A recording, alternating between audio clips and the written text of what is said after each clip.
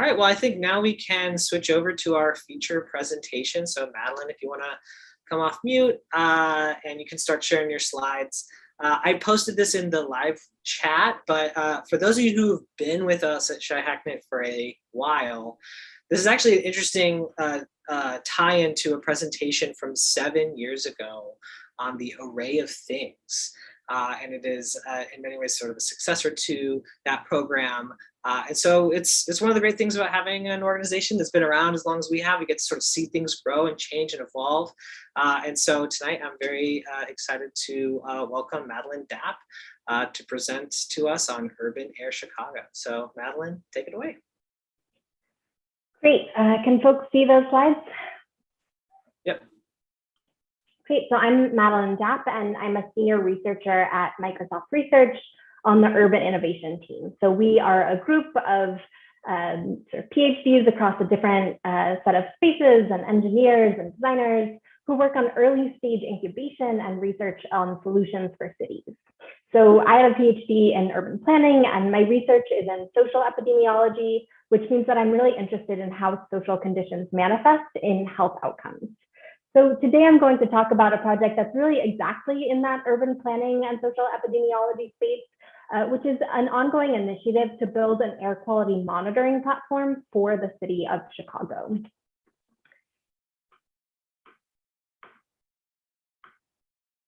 So there are a lot of types of air pollution, some of which are worse for the planet's health and some of which are worse for human health. And today I'm going to talk about one of the latter types, so fine particulate matter. Fine particulate matter are little solid and liquid droplets that float in the air. So, dust, pollen, mold, those sorts of particles that you can see in the air, those tend to be PM10 or PM that's less than 10 microns in diameter. The smaller particles are PM 2.5. So those are smaller than a fraction of the size of a human hair, which means that you actually can't see them except as haze. But PM 2.5 is the type of air pollution that poses one of the greatest health risks because it can get into your lungs and even your bloodstream. And so because it's invisible, but health hazardous, there's really a need to be able to keep an eye on it through technology. So PM 2.5 is regulated by the EPA under the Clean Air Act. And it actually has decreased by about 70% in the United States since 1980. But it's still at sort of high risk levels. So recent research from Francesca Dominici at Harvard and others suggest that there's actually no safe level of PM 2.5. So reducing the threshold at which air is considered safe from the current threshold of 12 micrograms per cubic meter to 10 or even 8, researchers have suggested could prevent tens of thousands of premature deaths every year. And the other important thing to know about air pollution in the United States is that the burden of air pollution differs across places. So I think after COVID, of course, there's a general recognition that many health risks are not distributed equally across populations. But air pollution is one of the more egregious health equity concerns in the United States. In fact, the disproportionate citing of polluters in Black and Latinx communities is the founding concern of the field of environmental justice. So the EPA does a terrific job, and I want to be clear, our data are not regulatory grade. The EPA maintains kind of the gold standard network, but it does have major gaps, especially when it comes to monitoring for equity. So what you can see on the left here are the EPA's 2021 sites around Chicago. There's a dozen sort of in the greater Chicago area, but only 3 actually in the city. And that's fine for monitoring overall regional levels, but it's not going to let us ask how levels differ across places, which is the driving environmental justice question. Now, another option is to crowdsource. So in the middle is a map from Purple Air. So you or I can go online and buy one of these sensors and put it, on a porch or anywhere that there's an outlet. And there's a decent number of these in Chicago, but they're not everywhere. So crowdsourcing is good for a lot of things, but an unbiased citywide network is not one of them. You can probably see the problem on the map if you're familiar with Chicago. My colleague Priyanka D'Souza at Colorado Denver just published a paper showing that purple air sensors nationally are in census tracts that are whiter and higher income, and that on average have lower particulate matter than do locations with regulatory monitors. So when it comes to monitoring for environmental equity, you really need a purpose-built network.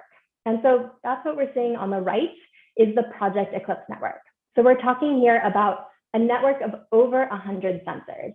We think it's the biggest real-time air quality network in North America. As my collaborator, Tiffany Werner at the Environmental Law and Policy Center described it, she said, we're putting Chicago on the map for air quality research. And what's important about this network is that it's designed specifically to produce both unbiased citywide estimates and to enable researchers to hone in on communities that are likely to have environmental justice concerns. So this is a philanthropic effort and a research project. It's still very much in development, but it is meant to be sort of a prototype or a pilot of what a 21st century environmental monitoring system could look like. So the driving concern here is really to ask, how do we take advantage of Internet of Things technologies and advances in low-cost sensing devices to build a sensor network that can identify disparities at the hyperlocal and neighborhood scale, and that can support the work that environmental advocates and community scientists are already doing on the ground in Chicago.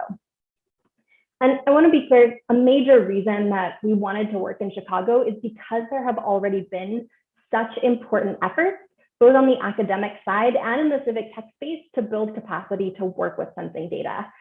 So, folks just mentioned the Array of Things project. So Chicago is the home of the Array of Things, which was a 150 node demonstration project. And we are collaborating with Charlie Catlett and Discovery Partners Institute.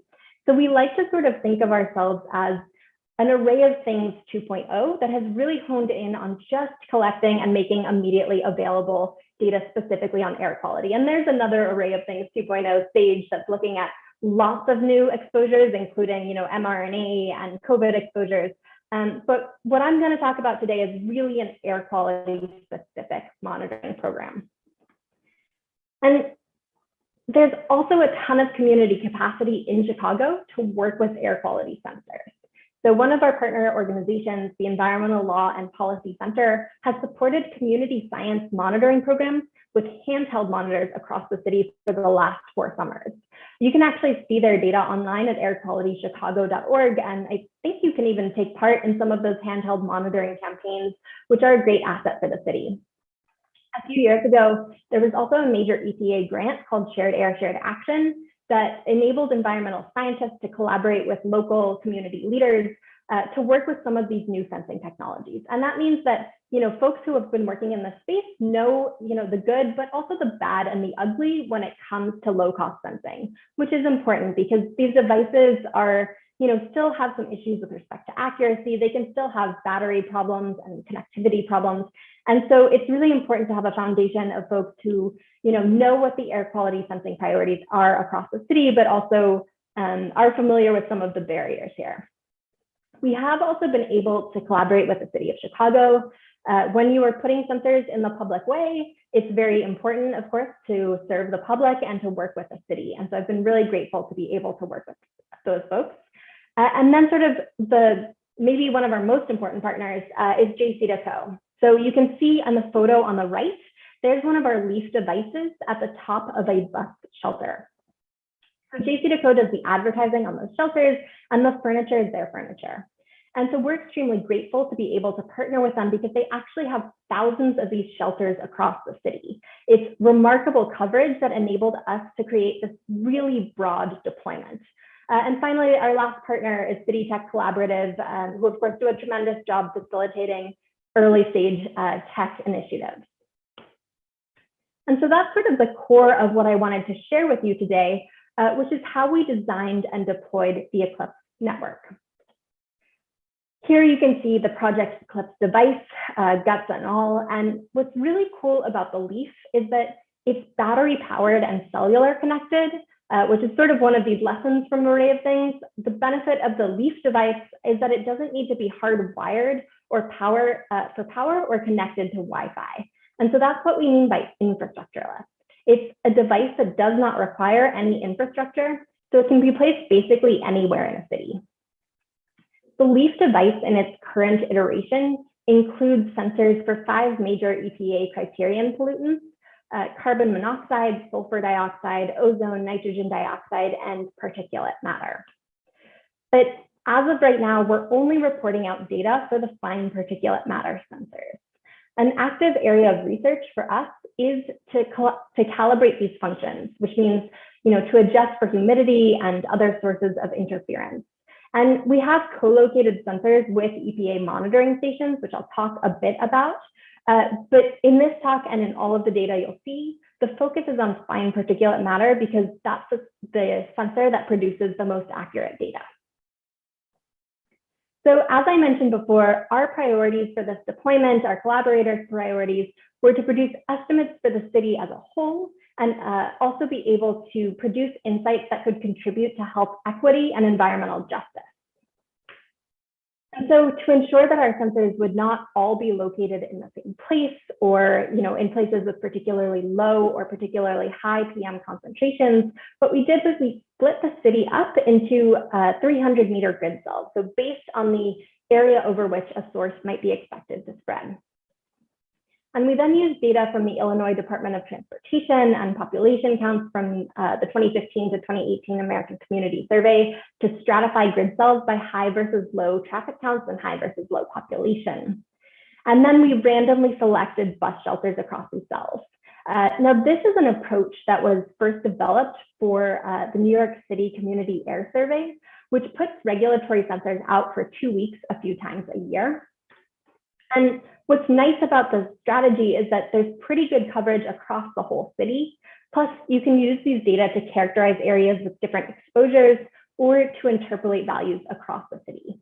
So as you can see, we don't have sensors in every community area. We don't have sensors in every zip code or every aldermanic ward. But because the coverage should be unbiased, we can at least interpolate for the areas where we don't have sensors. But what if an area isn't well represented or is sort of not average? What we wanted to do was to make sure that we were oversampling in neighborhoods where there might be important environmental justice concerns.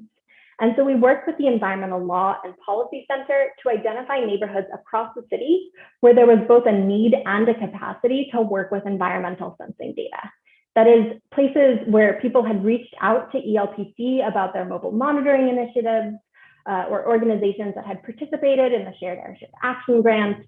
And ELPC then released a request for proposals to partner organizations. And we ended up working with Build in Austin, El Vejo and Latinos Progresando in Little Village, and for EJ and McKinley Park, Southeast Environmental Task Force, and Blacks and Green on the South Side. So those organizations were able to choose 3 additional sites in and around their neighborhoods to receive sensors. And obviously, having a sensor at a bus stop is a first step and not the last. So the question now is, well, what happens with these data? On my team, we've got a terrific summer intern, Nicole Sullivan, who's built an interactive dashboarding and storytelling tool, but it is still a prototype. And so we would love to think a lot more about sort of how to move that forward and how to make that available to the public. If folks here are interested, I would love to chat a bit more about whether and how we might be able to pair civic tech types with these organizations to analyze and build some new tools on top of these data. And the last piece of all of this is that we did set aside 9 devices to go to EPA stations. So just to share out a little bit of early insight, we find that we correctly classify about 85% of moderate or bad air hours. As sensitivities go, that's not nothing, but it's far from regulatory grade. So these data can be used for personal exposure monitoring, education and information, understanding trends and differences over space. But these data are meant to complement EPA and to be a first step towards deeper insight, but not actually for compliance or regulation. And so this is still a research project, and calibration is a key ongoing area of research. Now, those caveats aside, what we can do now is sort of the fun part. So you may have actually seen this QR code on a bus station near you. So we deployed over 100, actually 107 of these sensors on the weekend before July 4th. And on each bus shelter, you'll see a QR code. You can also access this website at urban.microsoft.com/air/Chicago. Let's see if I can get this to load for all of you. So when you go directly to the website, what you'll see is just sort of the particulate matter readings every 5 minutes at each bus shelter. But when you scan the QR code, what you get is sort of a little bit of information. You can see here which bus shelter you're at, and you can also toggle from English into Spanish and learn a little bit about the project, why air quality matters, and even answer a little mini survey. So we do not collect or maintain personal or private information. This is approved by the Microsoft IRB, but this is just meant to populate a little smiley face at the top of the website. And so what you can see here is at that bus station that we were just at to scan our QR code, you can see the reading for today. So this is the AQI, which is an index that allows you to look at multiple types of air pollution at once. Although again, this is just reporting for PM 2.5. So I'm going to switch to the specific PM 2.5 readings. And so here you can see that, right now the reading is 8, which is less than 12, the threshold for health hazardous air according to the current national ambient air quality standards. But you can look back over the last few days and see how air quality has changed. So you can see, for example, that on Saturday and Sunday, air quality was in that moderate to hazardous range, in fact, with one concerning spike, which may or may not be an anomaly. But one thing that we can do is when we're looking at these higher values in previous days, we can say, okay, well, is this just a local event or is this something that's shared across the city? So we can look at a different bus shelter. And so if we look at Pulaski and 49th, again, today we've got fairly good air. Looking back on Sunday, you can start to see some of that spike, which suggests that that event was shared across the city.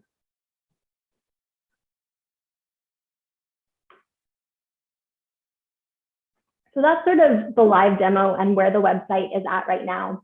And I would like to ask you, if you get a chance, please do scan those QR codes. One of our first findings from this project is actually that people don't scan QR codes, and they certainly don't click on smiley faces. And so, if you leave this presentation with nothing else, please do go out, check out the bus shelter closest to you, take a look at what the air quality is, and shoot me an email to let me know if you liked the website, if you didn't, how we can continue to improve this.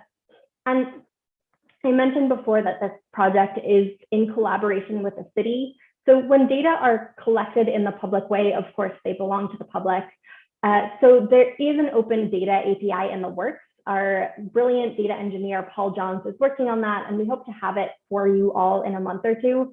I will say some of our community leaders have requested, a CSV instead. Everybody sort of has a different way that they'd love to get their data. And so again, after you scan your QR code, after you fill out your smiley face, shoot us an email and let us know if you want to build something on top of this monitoring network, because we would love for this to support the civic tech community more generally. So I think I've got a few minutes left, and so I thought I'd just walk you through a few early findings from this monitoring network. As I mentioned, the devices went live right before July 4th, which is a really interesting time to put a bunch of sensors in a city.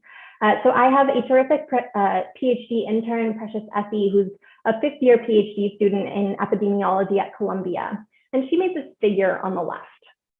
What you're seeing here are daily average PM 2.5 readings interpolated across the city. And you can see how at the start, July 2nd, it's quite low, generally good air quality. Leading up to July 4th, we start to see really a lot of air in that moderate range, especially in the west and south of the city. We've only had these sensors up for a few weeks, but we've already had 2 major social and climate events. So on the right, you can see all of the readings over time from all of our sensors. These are hourly averages of those 5-minute readings. So gray is all of the sensors, blue is the overall average, and in black, what you can see are EPA readings. And you can see again, sort of that overall average does track EPA readings pretty nicely. The dashed black line, about 12 on the y-axis, that again is the threshold for the National Ambient Air Quality Standards. And so what you can see is that while both our readings and EPA readings have generally been in that range, albeit with local spikes that can be a little bit higher, there have been two major events where the air has been in the moderate and even in the hazardous range. The first is July 4th, no surprise there. There were fireworks. Apparently there was a motorcycle parade. And the second is kind of the period from July 20th to July 24th, where wildfire smoke got blown from Canada to the Midwest. And I think actually more recently, there's been some smoke from the bootleg fire as well. And so this is pretty remarkable. We literally just deployed a real-time air quality monitoring network, and we've already seen a major climate event. That's, of course, the point of the network. It's to help both residents and researchers track the spread of these new and maybe less predictable hazards. So that was an example of how the network lets us look at differences over time, but we did also want to look at differences over space. So on the left, on the x-axis, what you're seeing is the average reading of a particular sensor over the last week. And on the y-axis is the average reading for all of that sensor's neighbors within 5 kilometers. So generally, if a sensor has low readings, its neighbors also have low readings. And if it has high readings, its neighbors have high readings as well. And what's interesting is that if you color these points by where in the city they're located, you start to see that all of the highest readings are in the west. Now, this is just data for July 27th to August 4th. There might still be some wildfire smoke. These are early results, and I haven't checked yet if this difference is statistically significant. So we're looking at, the blue points that are clustered around 12.5 and the red points that are clustered around 11.5. So that's not a big difference. But again, 12 is an important number. That's the cutoff in the National Ambient Air Quality Standards at which PM is considered hazardous. And so if a monitoring station exceeds 12 micrograms per cubic meter on average over 3 years, you start to see regulations and penalties. The idea is, well, what if there's sort of on average you're below 12, but there are some places that are experiencing disproportionate burdens. Again, these are early data, they're not regulatory grade. So really what we're saying is there's a need to investigate more here. That said, just on the right, kind of the same data, a quick check for local spatial autocorrelation. And this is basically the same result. So what I'm showing is that where these sensors are colored in red, both a given sensor and its closest neighbors have average readings that are higher than the citywide average. And in the Northeast, both the sensors and their neighbors have readings that are lower. And here the results are significantly more extreme than what we would expect just by chance. And so my very last slide, the last thing I wanted to share with all of you is a little bit more work by my PhD intern, Precious Effie. And do take this with a grain of salt because these are early findings. She's just looked at July 4th here. But what she did was to interpolate daily averages across the city and then to ask how readings compared when associated with levels of racial and economic segregation. So here on the x-axis, when values are very low, you're looking at a census tract whose residents are almost exclusively earning 20% or less of the household median household income and tend to be households of color.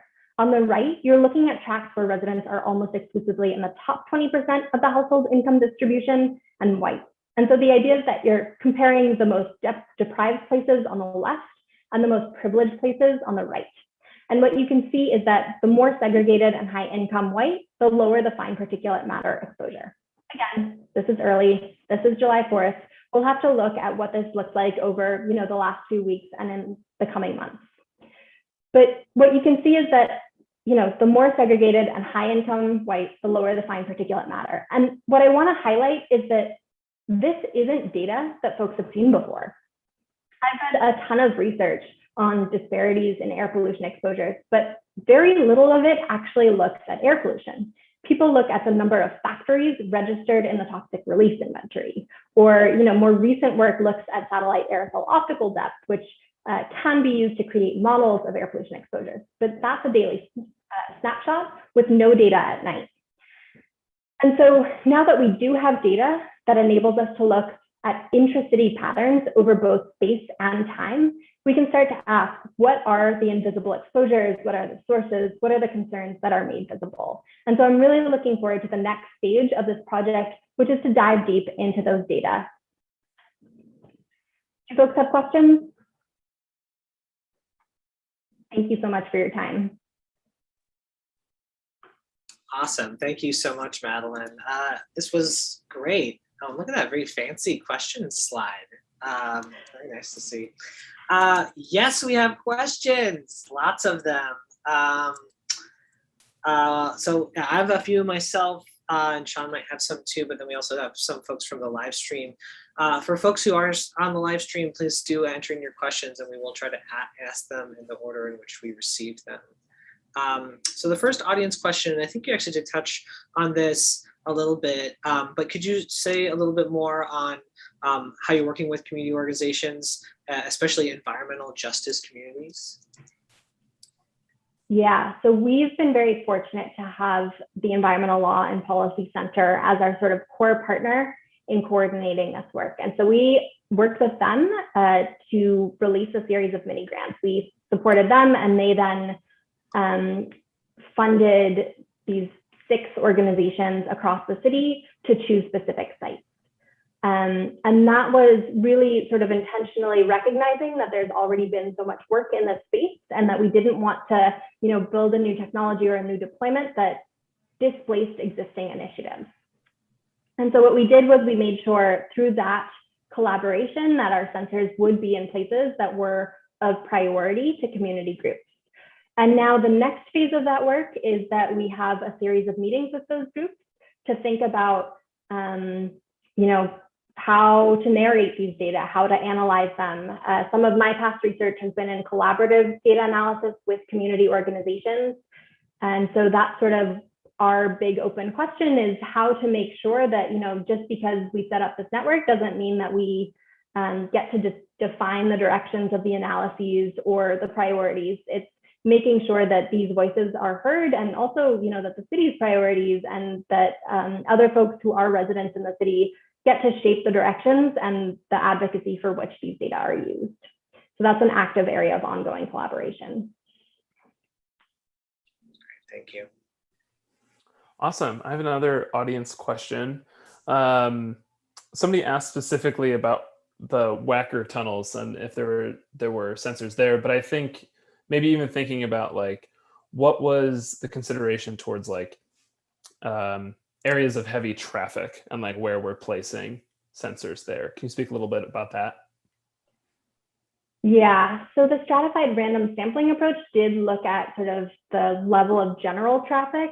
And I think looking back, I might have prioritized trucking routes or a sort of different form of more industrial traffic, because sort of especially diesel trucks are going to be a major source of particulate matter in a way that regular residential traffic is not. Also, all data are suddenly outdated because of COVID, so nobody's commuting, and so your usual traffic patterns have completely changed.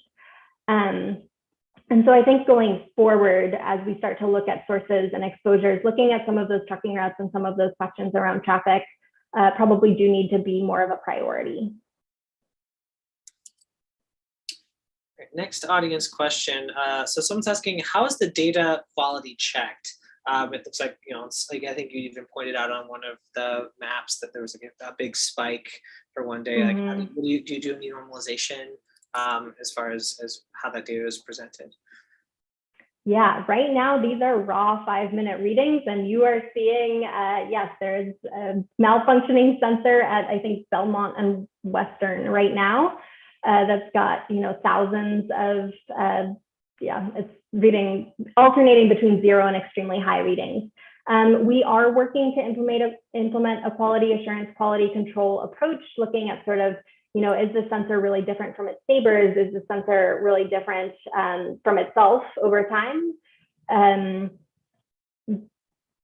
But I think we do want to make sure that, we're also making the raw data available to people who want to do their own approach for that sort of work. Awesome. Somebody asked, do you feel like there are enough sensors in Chicago? like what was an ideal number, and can you talk a little bit more about like the decision point of like this is how many sensors we want? Yeah, Chicago is big. Chicago is a city of 600 square kilometers.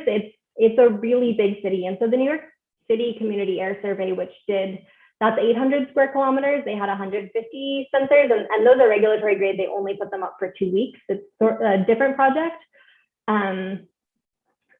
But we're sort of on par there in terms of numbers, which is standard in the atmospheric science literature based on sort of what we know about the spread of PM 2.5. But no, I'd love to have more sensors. When I look at overall city averages, it seems like it stabilizes around 30. So 30 sensors, you start to pick up some of these overall numbers. But when you want to hone in on a particular neighborhood or a particular source or a particular daycare that's exposed, I do think that figuring out how to make this something that's accessible to everyone and does give us coverage in every neighborhood is still would be a great direction to go. That's a good segue into the next question, which is, can you talk a little bit about the sensors themselves? Like, how much does one cost? Also, like how long, you mentioned they're battery powered, so I assume that there's some sort of servicing, just like all infrastructure. How long does one last, or how long do you think it will last before it needs to be replaced? Yeah, we have not done Chicago winter yet, so right. I'll keep you posted. But so the sensors are battery powered and solar powered as well. So we've actually had 6 sensors up since April. And those have been chugging along just fine.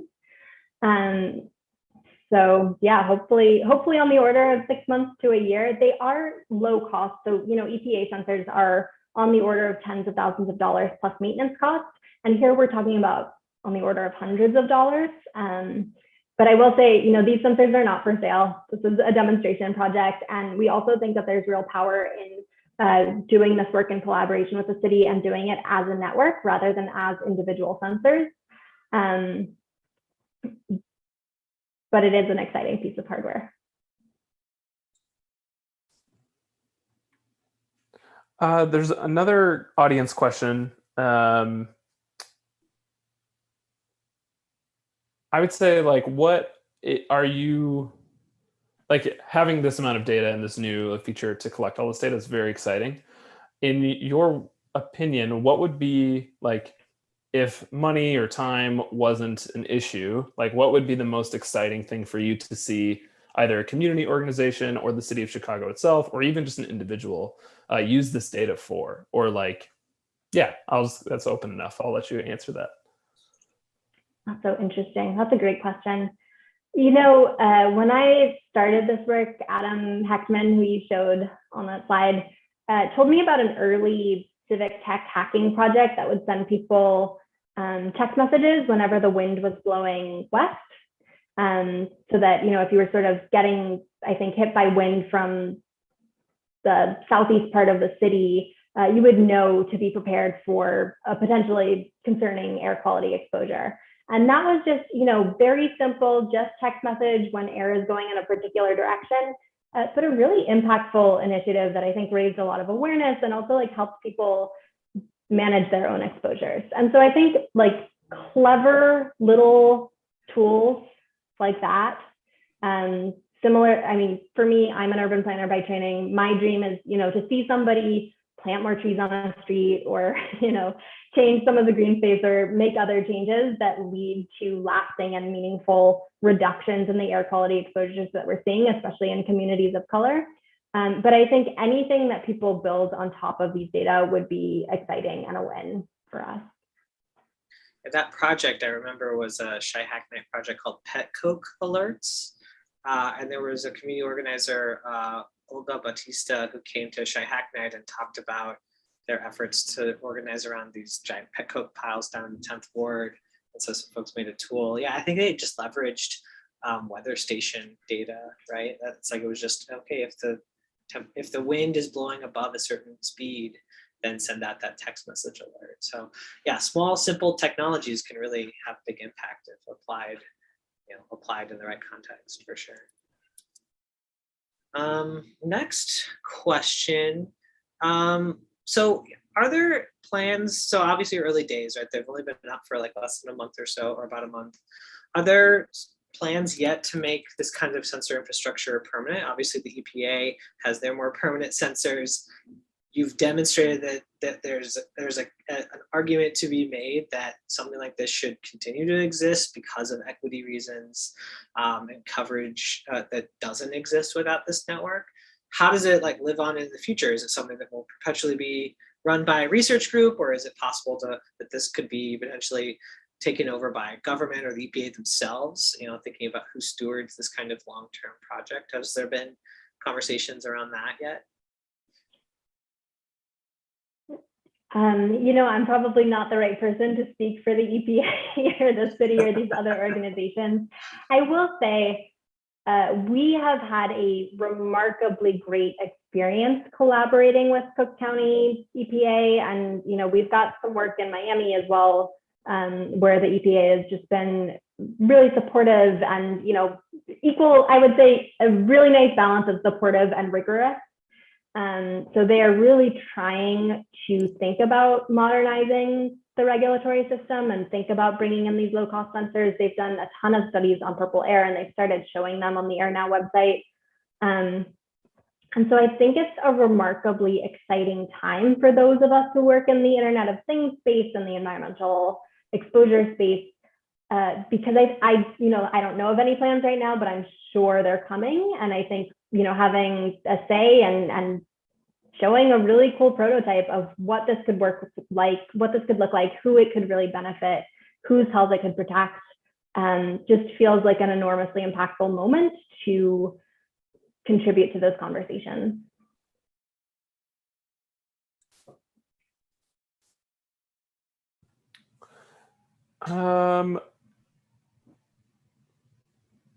The remaining questions are you kind of touched on all of them. There's one that I can see that that just kind of talks about like what's like the typical annual cost for running this sensor network, or expected cost. I guess it's only been live for about a month now, but yeah, you know, I can't speak to that because we do have so many people who are donating in-kind time and resources. Right, we do have this terrific collaborator network, and so running it financially would look very different. I will say, you know, our collaborators at ELPC have worked over the years to put up, you know, other sorts of low-cost sensors and AOT as well. And the barrier is often maintenance. It's often like making sure that you really have somebody who can go out the next day when it goes down, or you know, can replace out the hardware when something breaks. That's often sort of the point. And I mean, this is a classic problem with urban infrastructure. Is it's one thing to build an amazing set of new infrastructure and another thing to maintain it and make sure that it continues to work and serve people over time. Well, I got another one. So you actually mentioned early in your talk that so EPA has these stations and they're kind of the gold standard for measuring air quality. And it sounds like the sensors that you've set up are perhaps not as accurate as theirs. I'm kind of curious, this thinking about kind of tying into the question that Sean had asked around sort of what's possible with this data. So clearly like the EPA is an regulatory enforcement agency. Is it possible, like, is this data good enough or strong enough, or could it be strong enough to actually lead to enforcement of polluters? Because you made even a previous slides, a few slides ago, showing, okay, like it went above this threshold and people get in trouble when the threshold is hit. So like, can you get people in trouble who are violating, right? Are your sensors accurate enough to be able to start doing those kinds of things? Yeah, well, so I've got a little bit of bad news, which is that people get in trouble when it goes over that threshold using daily averages over 3 years. So like it's going to be 3 years till anybody gets in trouble. And also no, our sensors compared to EPA, our sensors really do fall sort of just looking at percent error. They're in ranges that EPA sort of considers reasonable for personal exposure monitoring and education and information. Maybe with calibration, we can get to a supplemental monitoring space, but I think the best way to think about it in the compliance and enforcement space is this is the first step. We could identify cases where there is a need for these higher cost sensors. But realistically, we wouldn't call them low cost sensors if there weren't, high cost sensors, right? If these sensors were effective, there would be no high cost sensors. Okay, so I could imagine, I think maybe you said this, your broad network can identify, oh, this is an area that we're seeing repeated spikes. This is a good indication that maybe EPA or somebody else should install a more high quality, expensive sensor to monitor that area. Is that a potential scenario? Exactly, that's exactly it. The other thing that I think is really interesting about this space is it's kind of a space where there's a lot of what's called undone science. So scientific and research questions that, just nobody in the academy thinks to ask or prioritizes or doesn't get funded. And, a lot of these environmental justice questions are square in that space of undone science. And that's why you see so many people leading in the community science space and saying, I know that there's not a ton of funding for looking specifically at source exposures in, McKinley Park area. But these are community priorities. This is science that needs to get done. And so I think understanding what it is that the sensor network cannot do, the flip side of that is what can it do that could not be done before.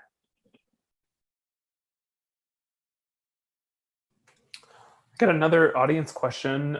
Somebody asked specifically about I'll read exactly what they wrote. It says, how is the co-location of sensors with the EPA sensors being used in the monitoring program? So I think how was it determined based on where the EPA sensors are, where your sensors goes, whether there's a weighting around that? Yeah, so we have 3 sensors at each of the 3 EPA stations that report data in real time. Actually, one of them is in Alsip, not in Chicago. And so we can compare our PM 2.5 hourly average readings to the ones that come off of those stations. And for example, we see that we sort of overshoot when it's humid out. And so what we can do is we can model that and we can just adjust and say, okay, for every additional percentage humidity in the air, we're going to just sort of adjust our PM 2.5 outcomes a little bit. And so I think, probably in the next couple of weeks, we'll start showing not just the raw data, but also a sort of data that's adjusted for humidity. And one idea there with having those 3 spots is that we can make that function at 2 of the 3 stations and then see how well it works for the 3rd station. And that idea then is, okay, well then if it works for the 3rd station, we think it should work, elsewhere in the city, even where there's not a regulatory monitor.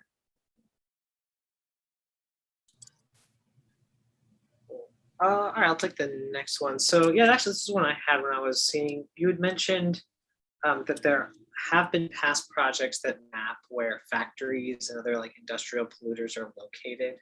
Have you looked at or thought about, obviously there's a correlation potentially between what your sensors read and then where these are located, right? And I would imagine that neighborhoods that have a higher concentration of these kinds of industrial facilities would have on average higher rates. Have you started to work in that space, or has anybody sort of mashed those 2 data sets together yet? Yeah, we're a month in, and there's been a massive wildfire event that has washed out a lot of local variations, so no.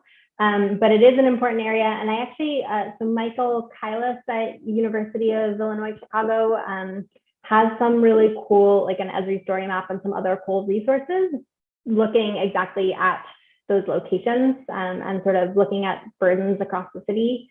And so I'm hopeful that, that'll be a way to kind of build upon both projects. That'd be great if you have a link to that map. That'd be a great thing to share with folks.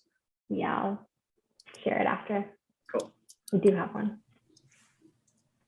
I have a question actually based on something you just said, mostly because I'm also unaware of this too, but how might someone be able to use this data to gain a better understanding of how these massive wildfire events all the way out west could impact their local community, thousands of miles away, or 1,000, I guess. But yeah, I don't know. Any ideas around that? Yeah, a few weeks ago, I was checking our urban air site and everything was red, which was very concerning. And I texted some folks at City Tech and asked them, like, hey, what's going on? Why does it look like this? And we had a researcher on the ground, Alex Cabral, who's a CS PhD student, and she texted me and she said, it feels like that last summer when she was in Boston and the wildfire smoke from California made it all the way out and it was just a little bit hazy. And what's interesting about this is I think, you don't always put together the haze with the fire stories in the news. It's just like, oh, there's a really beautiful sunset. And so I think having these data, having these sensors that turn red lets you kind of put those things together. A classic example of this, there's an amazing paper by Panley, Barwick, and some others called From Fog to Smog that's about an effort in China to put air pollution sensors across the country. And when they rolled out air pollution sensors, people realized that they'd been what they had thought was just fog was actually smog and was pollution. And you see a massive increase in people purchasing air filtering systems, wearing K95 masks, and actually a reduction in health events. So actually potentially big public health improvements. And so there is some level of just helping folks start to build a mental model of when that haze is health hazardous. That I think comes from having, a website that you can go and see when it's kind of blowing up. That's great. Well, I think that's a good, empowering note to end on. Madeleine, thanks again so much for presenting. This was a really awesome thing to hear about. And it sounds like there's more to come. So it's definitely something that we'll keep an eye on as you keep working on this. But thank you again for presenting. Thanks for having me. All right, folks, so we're going to transition to the civic hacking portion of the evening. We'll share actually, Josh, if you want to put the slide back up, but we'll be going, there's a link to join our Zoom call that will be starting momentarily here. It is bit.ly/CHN remote Zoom. We'll also drop it in the live chat as well. So thanks again, everyone, for joining. Sean, any last words? No, thanks for joining, and thanks, Madeleine. It was really, I really enjoyed it. Thank you.